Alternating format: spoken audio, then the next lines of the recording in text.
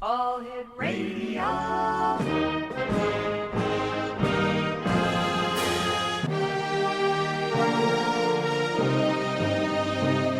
Welcome to the X Zone, a place where fact is fiction and fiction is reality.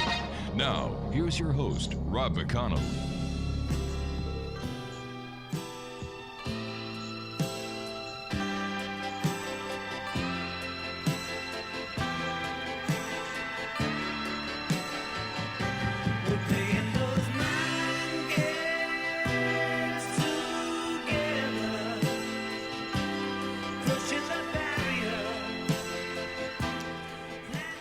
And welcome back to Hour 2 of tonight's show. My name is Rob McConnell, and we're coming to you on your hometown radio, Classic 1220, and streamed around the world on classic1220.ca. My guest this hour is Beth Darlington-Bailey, and Beth is on the other side of the ocean. She is in Kent, England, where it's 3:45 in the morning. God bless you for doing this. And, yeah. You know, with almost 15 years of active paranormal investigation experience, Beth stands as a wealth of knowledge and pivotal contributor for the field of interest. Her journey commenced in the United Kingdom before she made her way back to Australia, where she became a part of a paranormal investigation team. Fueled by her unique vision to elevate the skills of the paranormal investigator, and the Axis Paranormal was then created. Joining me now from Kent, England, is our guest this hour, Beth Darlington-Bailey. And Beth, good morning to you. Good morning. Thank you for mentioning the morning part. How did you get involved in all of this? What was it that happened in your life that something said, Beth, this is what we have to do. This is what we must do. What was that point in your life? Oh, goodness. Well, back in the time when I was living in Australia, my father had owned a beautiful old building, and it was about, in Australia, having a building, and it's very similar to places like in America and Canada, where if it's a building's, 140 years old, it's quite old. Yes. Beautiful old building, and he bought it, and he was renovating it to be a bed and breakfast, sort of like a hotel type thing going on. And I walked in thinking, oh, there has to be a ghost in here somewhere. And that has always been there. And it's interesting because I came from two very skeptical parents. So for me to be so interested in the fact there could be something after we pass away was very unique. So I would walk these walls thinking, oh, there has to be something here. And anyway, so I went to sleep one night, and I heard it sounded like a picture sliding off the wall and hitting the ground. And I remember thinking, that's a bit strange. So in the morning, I sort of spoke to my dad, and I said, I've heard this picture. Have we got any pictures that are hanging up on the wall? And he said, no, remember, we've just done the painting of the entire building. There's absolutely nothing about what would make that sound. Now, looking back now, there could be possible explanations for it, but at that time, I think I was wide-eyed and bushy-tailed, thinking, could that have been something that was uniquely paranormal? I don't know.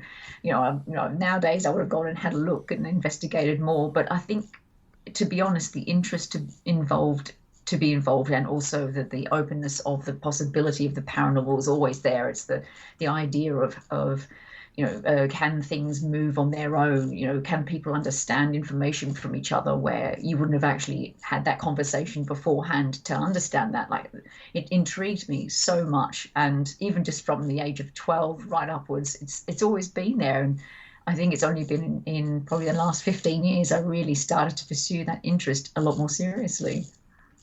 And what kind of paranormal investigations have you done, Beth? Oh my goodness. So probably it depends. It's so from the public sort of I guess you say the public big locations, like things like Waverly Hills Sanatorium or the Queen Mary or anything like that. I think I'm probably done about 30 of those. I think for personal ones, I think it's probably about 13 roughly. And a lot of people may think that may not be much, but with residential and private cases, they take a lot more time than you do when you go up to your average ghost hunt type thing. But as far as actual locations, it's probably, I say between 30 and 50, I would say. Beth, what is your definition of a ghost? Ooh, the best question in the world, isn't it? I remember speaking to a person and I asked the very same question, and they had one word, and I thought was quite fitting. And they said leftovers. I thought, you know what, that's actually not that inaccurate if you want to look at life in that way. So I think it's leftovers, but of what we don't know. It could be of what's happened to us, leftovers of energy that happens to us when we've passed over. Is it leftovers of people's minds of that person who's passed away? It could really go all different avenues, but I've actually kind of taken that word on board and sort of made that my sort of staple answer, I guess you could say. What do you think the middle ground paranormal investigator is? Oh, there's a lot of people that love getting involved in investigating, and understandably so. So, you see programs on TV, you read about it, there's a lot of social media about it, and you think, I'd love to get involved, and they go and attend events, which is fantastic. So I could say that's the entry level. Then, of course, as you mentioned, the middle ground, the intermediate investigator, are those individuals who are like, I feel that it would be beneficial to learn a little bit more than that. So I want to understand the whys, the hows, the whens, the patterns. I'm going to look at things a little bit more, write notes down, document things, find answers, and put information together to see whether or not this is the same experience as someone else has had, or research from, sort of 50 years, maybe 100 years ago from someone else. Is there any research papers that can sort of correlate the experience that I've had? And I think that middle ground investigator is starting to grow. That audience is starting to grow a lot more since I started, at least. And of course, there's I guess you could say that, not say the top level investigator, but there's the ones that are really into the academic side of it. It's the psychology side of it, the side of it, the academic side. But the middle, there's definitely a growing of a middle ground investigator where it kind of bridges between the academic and those who just attend sort of public sort of events. Why do you think paranormal investigations are so popular these days? I can totally understand why. I attend them still. I'm not just someone who does private and residential cases. I think they're really important. I think they're very popular. I think mainstream media is a big reason for that, particularly on shows. But I think a lot more shows are now actually on YouTube more now than actually on network TV's programs. But I think it's just people being curious. People have experiences regardless. And these shows and these programs that people are creating help others to understand that they're actually not the only people that have had those kinds of experiences. Of course, not every location is going to be like, sort of the Enfield poltergeist where things are flying off and objects are moving around on their own constantly. But it's definitely a lot more. I think a lot more people enjoy it, definitely, a lot more. But should these shows on YouTube and other video platforms be given as much credibility as they are? Because today with EI, green screen, CGI, anything can be created that's not real.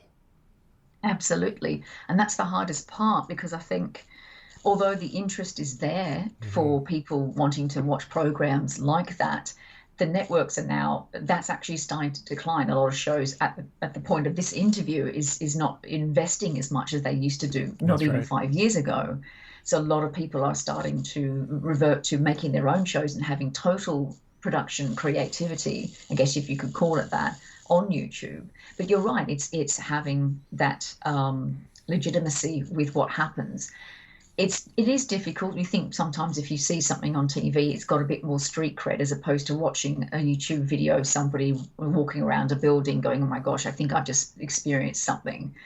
But then we have to take that into consideration for that the credibility of that individual, creating that video content on YouTube. So it is a difficult game. You do make a very good point there, but I think we just got to take them as they are. But then again, it's their own reputation, I guess, on the line for when they do create this content. Well, from what I've seen on YouTube, there's a lot of garbage there, and there are very, very, very, very, very few videos that I've watched that I would even give a second look to, because there's a lot of yelling at the spirits. There's demonologies. There's exorcism. There's a lot of stuff that never really happens. But if you're just getting interested into this field, what you see is what you believe. And if you're doing that, watching a video, and you're believing what you see, isn't that like misinformation when it's not true? Yeah. Absolutely. You make a really good point. I mean, as you mentioned, lots of screaming and running about is definitely not how it works. Even if you do attend a public sort of event where you're in a beautiful location, that's definitely not. You're lucky if you have even the smallest little bit of any type of potential paranormal activity at all. So it is definitely exaggerated to goodness knows. It does make me chuckle, I must admit, when the D word, as I call it, the demonology and sort of demonic entities. I believe it's a demon, and I'm thinking, oh, okay, which one? And then people go quiet. And not realizing there's 72 different types of demons if you want to actually classify it. So how do you know which one it is? What name is it? Why is it there? It's interesting, but as you said, like demon cell. I mean, but now it's. I think it was haunted objects a couple of years ago. There tends to be fads, you'll notice, when it comes to certain YouTube videos. But you are right. There are some that are somewhat questionable. But there are others that are starting to. I think Katrina Weidman has got one with Jack Osborne, which is actually quite, sort of more level-headed, if you want to look at that. So there are some people that have had shows that don't have shows anymore. They're actually now creating their YouTube content, and they've got a little bit more street cred, if you wish to use it or look at it that way. But there is definitely some questionable stuff out there. Yeah, more often than not. You and I have to take our first break, so please stand by. Exonation, our guest this hour is Beth Darlington-Bailey, and she got up very early in the morning where she lives in Kent, England, just to be here with us today, and thank you so much for doing that, Beth. For more information about Beth, visit her website, accessparanormal.com. This is the X-Zone. I am Rob McConnell, and we'll be back on the other side of this short break as the X-Zone continues from our broadcast center and studios in St. Catharines, Ontario, Canada, on your hometown radio, Classic 1220, and streamed around the world on classic1220.ca. If you'd like to send me an email, my email address is very simple, xzone@classic1220.ca.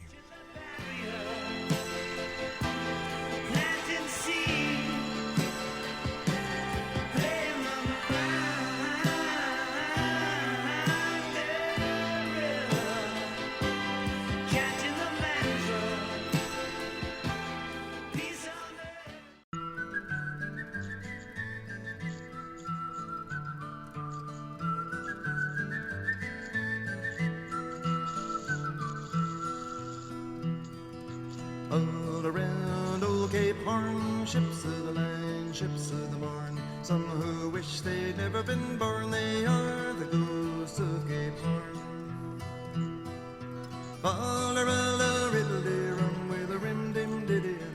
Welcome back, everyone. Beth Darlington-Bailey is our special guest. Her website is accessparanormal.com.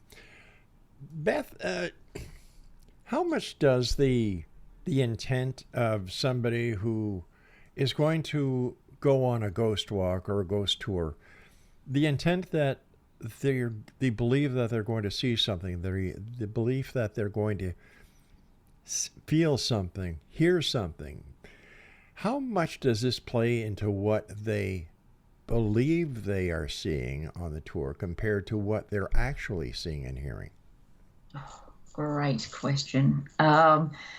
I think for me personally, it plays a huge part. I think if you walk into a what is an alleged haunted location, you've paid for a ticket. It's got a reputation that already sets the bar for the experience that you may potentially have. So particularly if you're with other people that also want to have that experience as well. So I think going into places like that and having that bias, I guess you could say, is something. It's very different if you're dealing with that in a location like that as opposed to dealing with a private or residential case. So public cases, you're going to want to walk in and have that experience, and people want to experience something. And I have been that person and still occasionally am. I still attend public events because I think it's kind of, it takes the pressure off of dealing with private and residential cases, and you go in there and you're like, I want to have that experience. Of course, that definitely either heightens or you've got to be very level-headed as well. So obviously I don't go in there and sort of, like you said, with the screaming and all that sort of stuff that goes on with the YouTube videos. You're well and truly past that gate. But it is something that a lot of people would love to be able to see whether or not they can experience something paranormal because they are intrigued by it as well. So I think that the wanting to experience something is something we shouldn't shy away from. But when stuff happens, that's when we should be a little bit more level-headed about it. What about all these different locations where tours go in day after day after day, sometimes 2 tours per night? And, here in America, we have the Waverly, and people just wait to go and do those investigations. And why do the spirits put up with it? It's like their homes are being invaded. They're getting yelled at. It seems that at times there's a lot of disrespect when it comes to the investigating of haunted locations. There so can be. I mean, you can't pick and choose people who are from the public that buy tickets to these locations and then come along. And then also at the same time, it's the people that run these investigations. How are they running it? What methods are they using? There are teams that are very much about no provocation at all, and there are some teams that are like, yes, let's go for it. For me, I think it's a time and place thing. I think if the people that run the location who are okay if you do provoke a little bit, then that might be all right. But it has to be something where it's, say for it's a jail. I wouldn't do provocation in any way for a sort of a mental asylum or a home or sort of a house. Not to say like a private residential case, but more necessarily a place that has opened up to the public. So I think it's definitely like a location-based decision, and also a decision that's okay with the owners. But yeah, I think the spirits in these places, there is a theory though where a lot of times that I've investigated Waverly Hills Sanatorium on my own with 2 other people. So we spent about a year putting money together to actually have the exclusivity to have that particular time, and it was definitely worth it. Even if absolutely very little happened, it was just like meeting a celebrity, I guess you could say. It's having that experience. But I do think that there are times where locations can be kind of almost overused. So I know that some people say, there's this massively haunted location, very well known. I've gone to it and nothing happened. And I've gone a couple of times and nothing happens. And as you say, is it to the point where spirits or energy might turn around and say, you know what, I'm kind of tired. I just want a break. Exactly. It gets overused. So, 10 years, 15 years ago, it might be, quite an interesting and intriguing place. There might be a couple of things happening here and there that are, that could potentially be paranormal. But then after a while, it's just like, I'm kind of done. I just want a break, I sure That's do. my experience. In the United Kingdom, is there a industry within the paranormal tourism as there is in the United States and Canada? Like this industry is just blossoming. Oh no, it's hugely huge over here. It's part of the reason why I even moved from Australia is that it's so much bigger over here. I for a while there, for about 8 years in a row, I would traveled to America and realized how much bigger it is in America. And obviously, I can imagine also in Canada as well. In Australia is definitely, there's definitely a community, there's definitely interest, but it's about population. And in Australia, you don't have the amount of people to have the amount of opportunities. And also the number of locations. Australia is a big piece of land, and if you want to go to an investigation, you're often driving hours and hours over a weekend to get to that reportedly haunted location and spend time doing that, and obviously driving back.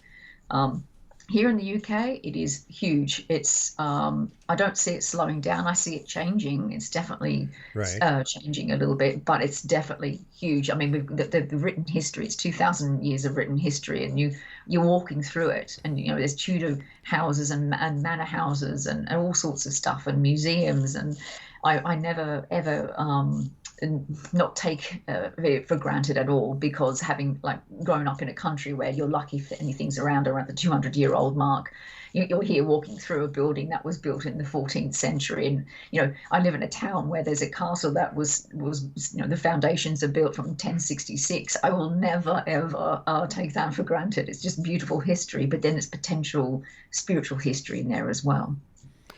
What about places like the Tower of London? Have you been there, and what did you find if you went there doing an investigation? I would imagine it's pretty haunted. Oh, I would love to do an investigation. I would literally, tell work I'm going on holiday, and I would just go and camp there for a week. It would be, that's my sort of pivotal place to be able to investigate. I think on the quiet, there probably has been not an official paranormal investigation done there, because it's owned by the king, it's owned by the crown, so pretty much nobody can get into it on an official basis. But the one thing I found was quite interesting is that there is there's something called the ceremony of the keys, and I've been to Tower of London about 4 or 5 times now as a tourist. And the ceremony of the keys is a ceremony that's done at night time. So they hand the keys back officially, and they do it every time. I think the only time they didn't do it was during the war and during COVID, but they've been doing it for 500 odd years, since King Henry VIII's time. And I actually was able to have a chat with the yeomen, who are the guys that actually live there and look after the place and run it and do the tours. And I said, do you guys get anything happening, kind of from a ghosty perspective? And they all opened up, and one of them said, yeah, we there's one apartment that if you're living there and you see the ghost of the little girl, that means it's your time to move out. So they have lots of ghost stories, lots of stuff happening there. But from an official perspective, you're very lucky if you even remotely could get in and investigate. But I think from an unofficial perspective, if I was one of them and I was living there and you've got the place to yourself and there's no visitors at say 6 o'clock at night and it's dark, what else are you going to do? True. Tell me, do you think there's a stigma around paranormal investigating? Yes, definitely. I have over the years had some very interesting conversations with people when they ask, oh, so what did you do on the weekend? I'm like, oh, I just hung out with friends. Oh, yeah, where did you go to? Just somewhere, just a homestead, which is like a beautiful country home in sort of the country of Australia. So, yeah, I was at a homestead. Oh, really? Which one? It was Monte Cristo. Oh, okay. Isn't that haunted? Yeah, it's meant to be. Oh, okay. Oh, I don't believe in that stuff. Or that. Are you into that? And if you say that you are, then you do you see spirits? And instantly think that just because you're an investigator, that suddenly you're a believer 100% of the time. And also at the same time, you're a medium as well. They seem to think that you can communicate with spirits. So there is a lot of stigma, I think, with investigating, particularly in Australia, not so much here. But I've definitely had those strange conversations with people where they're kind of very, it's all judgmental, I guess you could say, with it. I think it is slowly changing. I think gradually, particularly around Halloween, I think it's the easiest time of the year to actually talk about it. People love a good ghost story, but a lot of times I find people go, oh, that's good. That's good. I don't believe in any of that stuff. Or you get the flip side of, I don't believe in it, but there was this one time. And then it goes into a story like, Where has been your most haunting experience? Oh, goodness. There was a situation probably about a year and a half ago here in the UK where I was investigating a priory up north, sort of northish of London, and beautiful, beautiful building. And they've made it into a function centre as well. So they shut it all off and they close it all off, and then you get to wander, and it's incredible, incredible history. And I was sitting in one of the rooms that is considered the accommodation that people can have when they have these functions. And across the hallway was another room. And I sat in there, and again, it's one of those things, I wasn't really expecting anything at all. You sit there and think, okay, let's see if there is anything around. I was with a group of people, but it was just me and this one other person, which is very rare. It's nice to investigate when you've only just got one other person or few people. I find that things tend to occur more if there's fewer people. Mm-hmm. And so we're sitting in this room, and I thought, you know what, it's a priory. Let's play some Gregorian music. It's Gregorian chant music. I don't mind a little bit of that every now and then. Let's play that and see what happens. You and I are going to have to do a little bit of a cliffhanger. I'm sorry, because we came up across. No worries, not for that. We came across a hard break, so please stand by. Exo Nation, our guest this hour is Beth Darlington-Bailey, and she's joining us this morning from just south of London in Kent. And my goodness, it is early over there.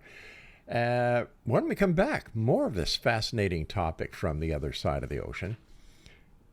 Her website, www.accessparanormal.com. This is the X-Zone. I'm Rob McConnell, coming to you from our broadcast center and studios in St. Catharines, Ontario, Canada, on your hometown radio, Classic 1220, and streamed around the world on classic1220.ca. All around old Cape Horn, ships of the line, ships of the morn. Some who wish they'd never been born, they are the ghosts of Cape Horn. All around a riddle rum with a rim dim diddy and a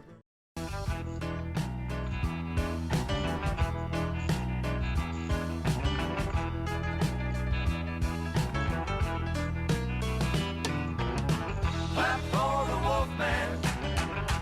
He gon' reach your record high.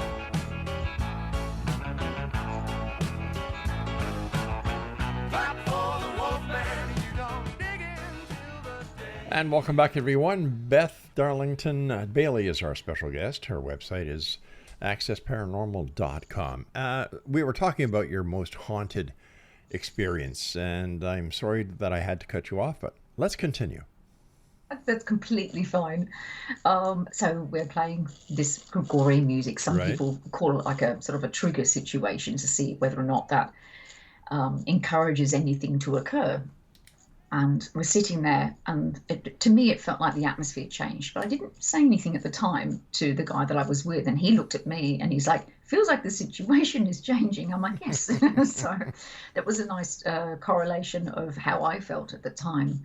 And I was looking towards the doorway, and then suddenly it violently shook, and it looked like somebody was trying to get in, but shaking the door so violently, like it was almost going to come off the hinges. And at that time, I also could see underneath that there was no shadows of foot or any feet or a person there at all. Mm-hmm. And I looked at the guy that was in the room at the time, and I said, what was that?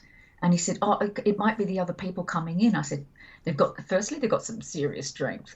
And secondly, we know how to treat a location if we're investigating. That is quite a violent way to try and get into a room. Like, no one does that. You just go, hi, you there? It just didn't make sense. This happened all within a few seconds.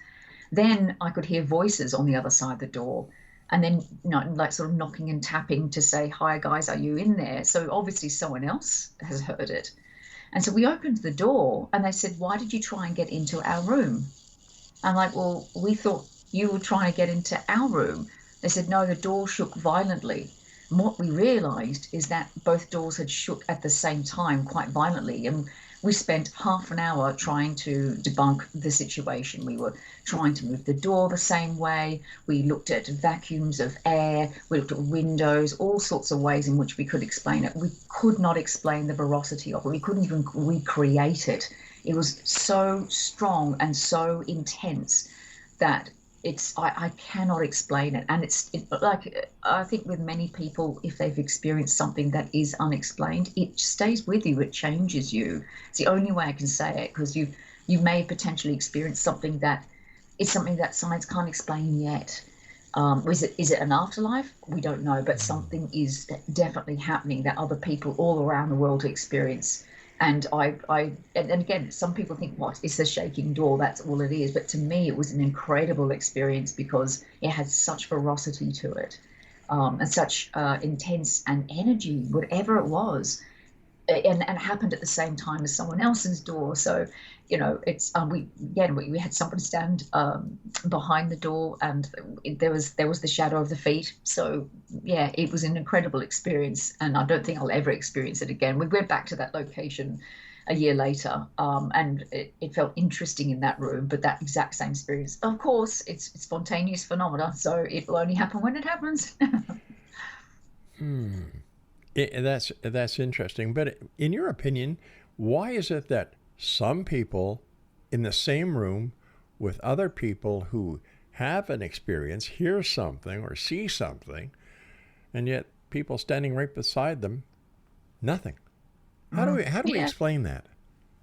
I think some people are more open than others. I think some people tend to sense more than others. I always make a bit of a joke saying I'm about as psychic as the chair that I sit on. Like that's about as, I don't have any ability at all. I think we all have gut feelings, yes, and we all have. I think that's an element of it. But some people's gut feelings are stronger than others, and it kind of correlates to being able to see and hear even. So I think some people tend to be a bit more of an open book than others from a sort of a psychic or spiritual perspective.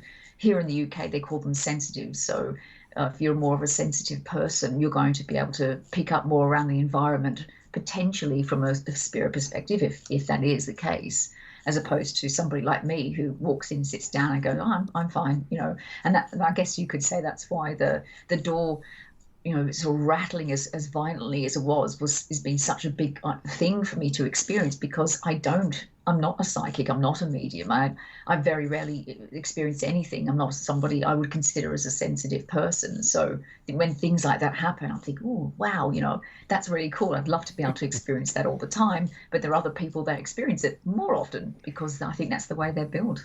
What do the members of your family think about your profession as a paranormal investigator? That's been an interesting journey. My father, when he found out that this is something I wanted to take seriously, he was embarrassed. He thought that I was somebody that potentially would just be, chasing shadows in the dark and believing everything that I experience, which is fine because, again, as we mentioned earlier, there are shows out there that give the impression that those who are involved do that, so he's obviously thought, oh no, as he said, oh Bethy, please don't tell me you're involved in this. And I'm like, Dad, it's fine. And then I explained what angle I take on it. Now he's my biggest fan. Loves what I do, loves the fact that it's a lot more logical, it's common sense, it's looking at investigative methods, it's understanding the world around us as much as we can, it's looking at alternative explanations. So again, he's often when we have our video catch-ups, he's often asking, well, what's the latest thing? How's it all going? Have you been on any investigations? So he's very, very supportive. Oh, that is so good. It makes a huge difference. It really does. But again, as you said, there is a stigma out there that if you're involved in this, you're going to be running around screaming with a K2 meter, and it's not the case at all. I think that is because of the TV shows who like to embellish what they're trying to do. And after all, they've got to take all this footage and edit it down to make it look fast and interesting, because in the broadcast industry business, as you well know, it's about ratings. Oh And if yeah, you don't, absolutely. if It's you, no one wants to see the reality yeah, of what an investigator does because that would be boring. You're sitting there, you're lucky if you experience anything. Most of the time you don't. Even with public locations yeah. that you go into that you paid a ticket for, some people go in there and go, I didn't experience anything. It's like, but that's the reality of it. But because of these shows making it look like there's something happening every 10 minutes, it gives that false impression that everywhere is going to be like that. So a lot of people go, oh, I'm never going back to this place because it was nothing. It's like, well, if you're really looking at proper, like literally proper paranormal investigating, you've got to go to that location multiple times over a long period of time to see whether there's patterns, to see if anything changes, see what's happening in the environment and if anyone's experiencing anything. So I know, I hear you. I think the same thing is happening in the paranormal industry when it comes to the media, like what happened in law enforcement. People think, because of shows like Starsky and Hutch and let me see, Hawaii Five-0, that all this great investigative work with the catching of the bad guy, wow, that is done in an hour. Yeah. But it's Yes, not like that. yes. I remember sitting in a car for many hours, many days with nothing happening, waiting for the perpetrator to show their face so that they could get arrested. So, there's a lot more to it. Why do you think the spirits stay around? Because if the spirit is energy, why don't they just go somewhere else? Why would they stay and haunt a location or remain in a location when they do have the ability? Because, according to Einstein, they're just energy. Why stay? Absolutely. Yeah, no, great point. There are a lot of people that believe in the paranormal community that people have unfinished business. It's a very, very long-held belief for goodness, hundreds of years. If you have unfinished business, if there's something that wasn't quite right at the time that you passed, then you've got to hang around to be able to fix that issue. But I think it kind of goes a bit more than that. I think there's a lot more choice if there is an afterlife, whether or not somebody wishes to come and go. It's like the old comment that a lot of people say is like, why can't we see ghostly dinosaurs? Like what dinosaurs didn't want to come back and say hello? So it's like, why is it that we not see that? And yet we see, the occasional ghost of the white lady. There's always a white lady in any palace or castle in this country. So the ghost of a white lady. But why isn't it somebody that is who's a ghost of somebody who's got a hoodie and tracksuit pants? Like, why isn't it sort of a modern style ghost in a particular location? So why is it some that show themselves and some do not? Is it because we're predisposed to thinking that if it's a ghost story, it has to be historical, so we're only going to see that? So maybe it's what we actually want to see that's changing what spirits that actually get seen. So it may not necessarily be what spirits are left behind. It's maybe we're kind of like, like we talked a bit before, Sure. bias, like you walk in and you're wanting to see something haunted, but it's an old building, so you're only going to want to see old spirits, essentially. In your opinion, do ghosts actually get violent with people, or is this just another ploy to get ratings when you hear about people getting scratched, pushed, physically abused by a ghost? It's interesting. I had a conversation a couple of days ago where, because I'm part of a society called the SPR here in the UK, called the Society of Psychical Research, and that topic came up in one of our meetings. Can a poltergeist physically hurt an individual? Because that would be quite traumatic. Again, it's difficult to say. I mean, I've personally myself felt that something has moved across my face, but it's not from a horribly violent perspective. And like you say, is it about ratings? Like you see people, on TV get pushed or shoved or dragged to the ground or choking. And that's another one I've seen on a show here in the UK, that someone goes, I can't breathe. And you're thinking, I don't know. But then again, you're not there at the time. You can't tell somebody they're not having that experience because it's a personal experience. So can a spirit really hurt you? I personally don't believe that. Because that would take, again, a lot of energy if there is such a thing. Yeah. But then again, people have had their experiences, and I can't say that is invalid, essentially. You and I have to take our final break, Beth. Great having you with us, and thank you so much for getting up early. This just floors me. My gosh. It's worth it. It's worth it. Thank you so much.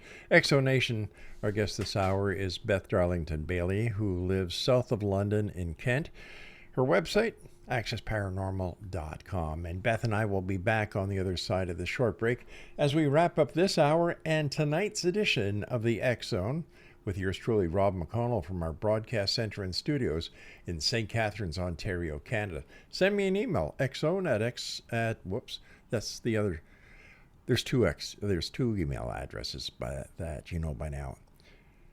xzone@classic1220.ca and xzone@xzoneradiotv.com. We'll both be back on the other side of this break. Don't go away. Clap for the wolf man, you don't dig in till the day you die.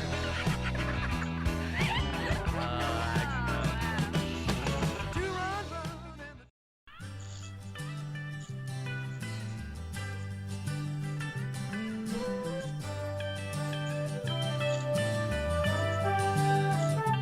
I am woman, hear me roar, in numbers too big to ignore, and I know too much to go back and pretend, 'cause I've heard it all before, and I've been down there on the floor, no one's ever gonna... And welcome back, everyone. My guest this hour, final hour of tonight's show, is Beth Darlington-Bailey. Her website is accessparanormal.com. Before we get into some other topics, I'd just like to finish on the ghosts. What kind of equipment do you use when you go out to do an investigation? Oh, it will be a horribly disappointing answer, but it's often just a notepad and a voice recorder. But I find that it's recording information and about what happens when something occurs to myself or to somebody else. If I've got a video recorder as well, that's also great as well, but it's more to document any possible activity that happens around people at the time. I've moved away a lot over recent years from those that detect, EMF or static or anything like that, because again, it's so, I understand why they've been made. If I use an EMF detector, it's more than likely to be able to detect whether or not EMF levels are quite high, because sometimes high levels of EMF may affect other people, which makes them think that they feel quite nervous, they feel like they're being watched. Some people have electrosensitivity issues, which means they feel it a lot more than others. So from using it from that perspective, yeah, but I wouldn't really be looking at it to detect a potential entity or spirit as such. But yeah, I tend to really strip it down and keep it simple. It's like documenting and understanding what's happening in the environment or a room at the time, as opposed to trying to find a spirit. So that's usually my toolkit, quite stripped down. In the United Kingdom or in Australia, has anybody tried to do a correlation as to if there is an increase in paranormal activity with the increase of cell phone towers in areas? That is interesting.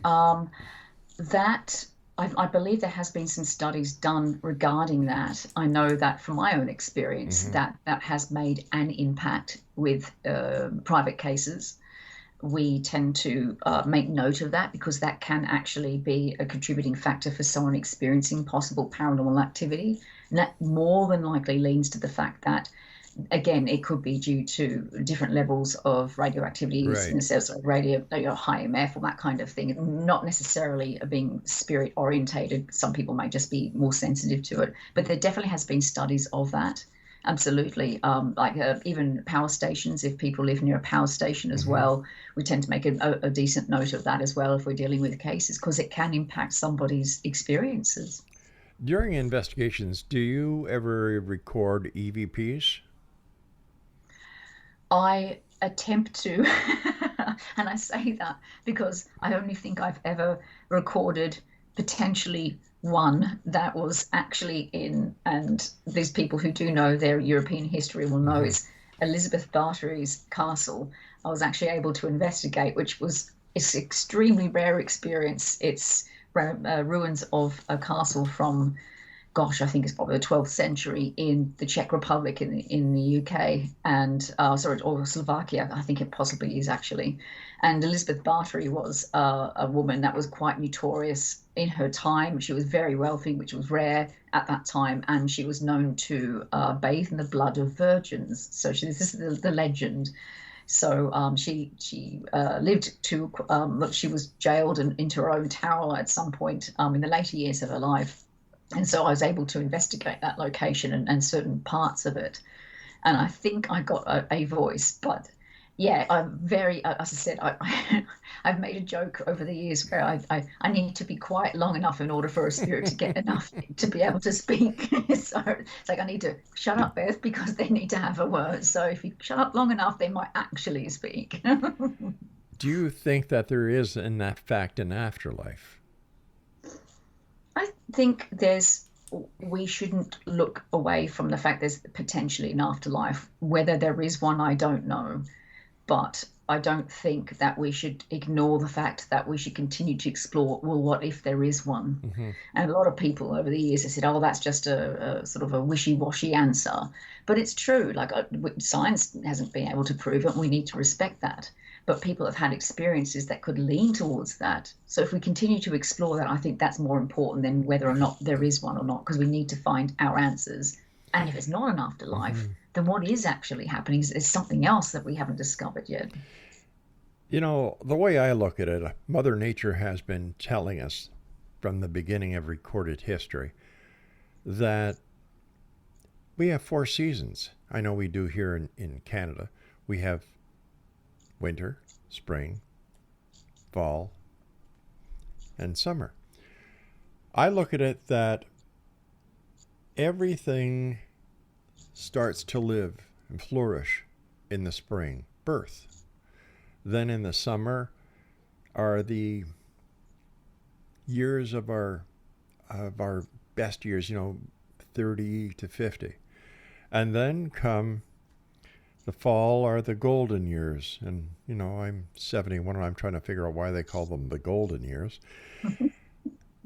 And then in the winter, we die.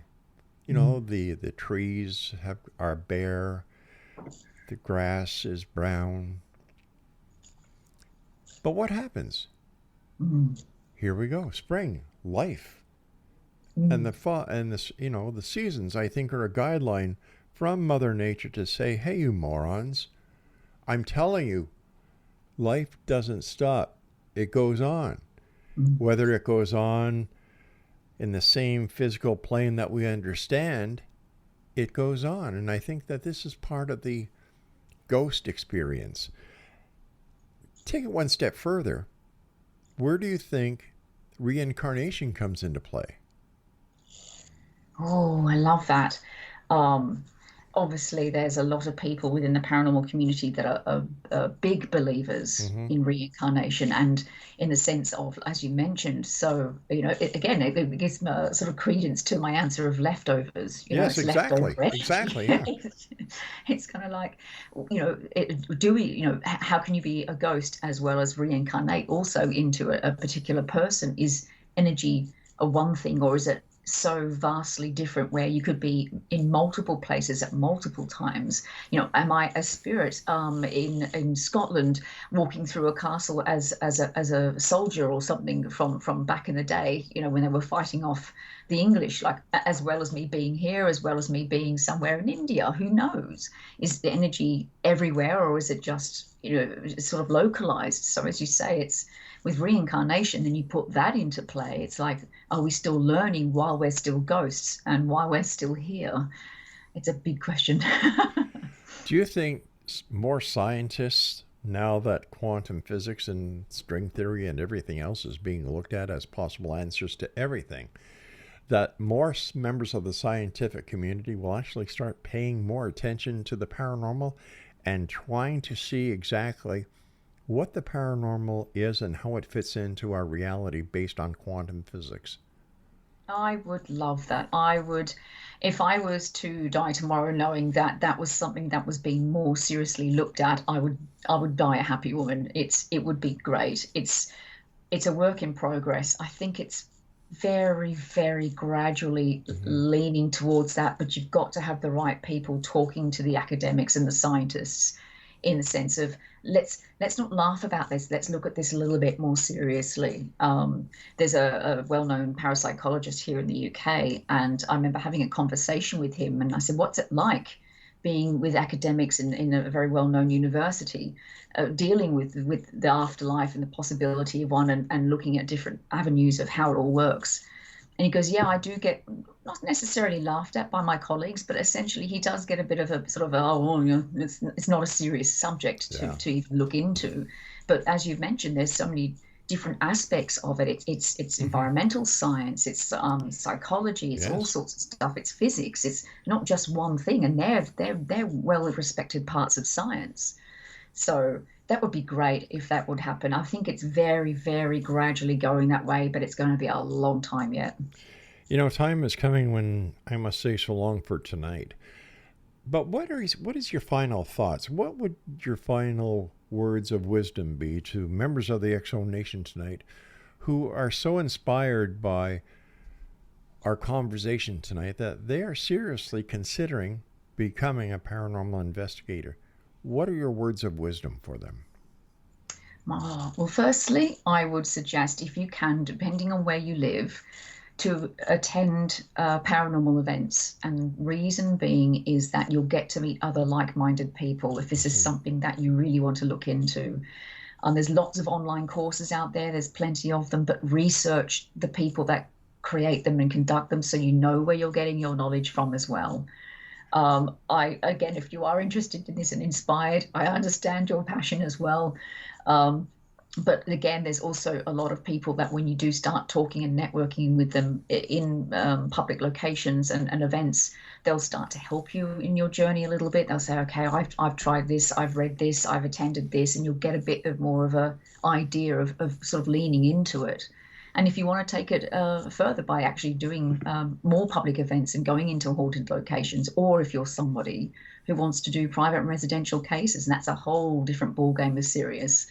But I 100% suggest that people look at attending events first, and then they get to meet other people and get to have those conversations. I've